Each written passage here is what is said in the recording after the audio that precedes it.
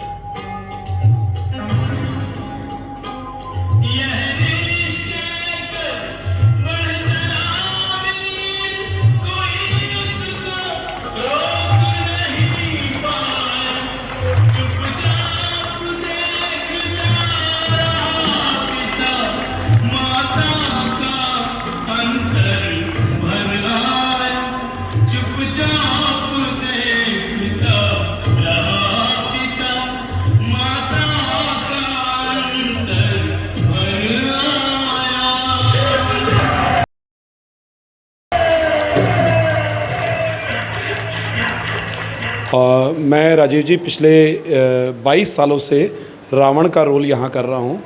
वैसे रोल करते हुए मुझे लगभग रामलीला से जुड़े हुए 40 साल के आसपास हो गए हैं। बचपन में पिताजी साथ लेके आते थे, उन्हीं के साथ आते थे, ऐसे संस्कार मिले, ऐसा प्यार जागा रामलीला से कि यहीं से जुड़ गए।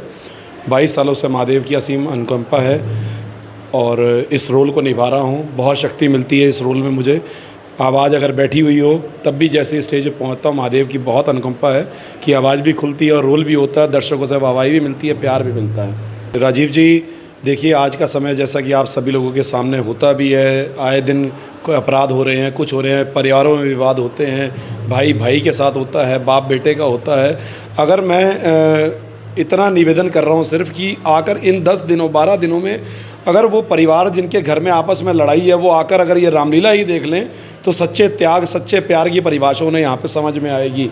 भरत और राम के बीच का प्यार, भाई भाई का, एक भाई जो जंगल में है पिता के वचन को निभाने के लिए और दूसरा भाई अपने भाई से इतना प्रेम करता है कि उसके खड़ाऊ ले जाकर उसने राजगद्दी पर रख दी है और एक बार भी मौका होते हुए भी उसने राज सिंहासन पर अपने कदम नहीं रखे। इतना अनन्य प्रेम, इतनी अनन्य भक्ति यहाँ देखने को मिलती है। प्रेम देखना हो तो माता सीता और प्रभु श्री राम का देखिए। लोग कहते हैं मैं ये कर दूंगा वो कर दूंगा, उस समय प्रभु श्री राम ने लंका तक समुद्र का सेतु बना दिया था, समुद्र पर सेतु बना दिया था। इतना प्रेम आज इतने लोग परिभाषित करते हैं, इससे बड़ी प्रेम कहानी मेरे समझ में कोई नहीं होगी जितना प्रेम राम जी ने किया। और आपको मैं और एक दो यहाँ पे आपको उदाहरण देता हूँ।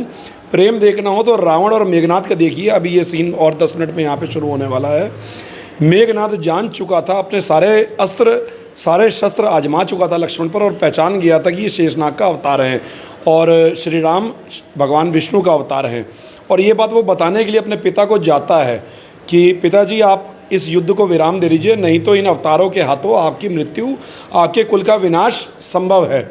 रावण महाज्ञानी था, तीनों लोकों का विजेता था, चारों वेदों का ज्ञानी था, अनेकों उपनिषदों का रचयिता था। उसे सब पता था कि मेरे उद्धार के लिए भगवान विष्णु ने अवतार लिया है, वो जानता था। उसने एक एक करके अपने हर योद्धा को इस यज्ञ में, इस युद्ध के यज्ञ में उसने होम कर दिया, सिर्फ इसलिए कि उसका सारा कुल तर जाए, वैकुंठ में भगवान श्री हरि के चरणों में जाकर फिर से उनकी सेवा करे। उसने उल्टा उलाहना दिया मेघनाथ को कि तू उनकी शक्ति से डर गया है, तू भयभीत लग रहा है, तू जा महलों में आराम कर। इसलिए उसने ऐसा किया कहीं यह युद्ध से विचलित होकर युद्ध भी ना छोड़ दे। लेकिन मेघनाथ भी अपने पिता की आन के लिए, पिता के सम्मान के लिए, अपना प्यार अपने पिता को प्रदर्शित करने के लिए, ये जानते हुए कि युद्ध भूमि में अगर अब मैं गया तो मैं मर जाऊंगा, फिर भी वो युद्ध भूमि में जाता है और भीषण युद्ध करता है। बहुत ही आनंदित करने वाला सीन है। मैं चाहूँगा अपने चैनल के माध्यम से दर्शकों को इसे लाइव रूबरू कराएं और इस सीन से बहुत जनता प्यार सीखेगी। सम्मान सीखेगी अपने बड़ों का, अपने परिवारजनों का सम्मान सीखेगी।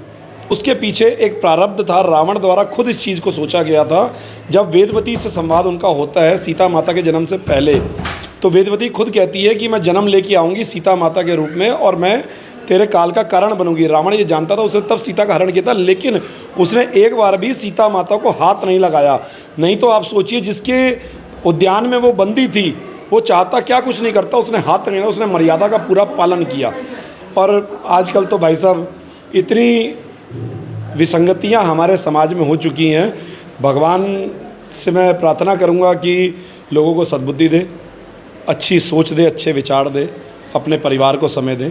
हर परिवार में सब कुछ है, प्यार है, अपने परिवारजनों से प्यार करें, उनके अंदर उनके लिए जितनी बेहतरी के काम वो कर सकते हैं वो करें, समाज के उत्थान के लिए जो कर सकते हैं वो करें और एक अच्छी जीवन शैली का उपयोग करें।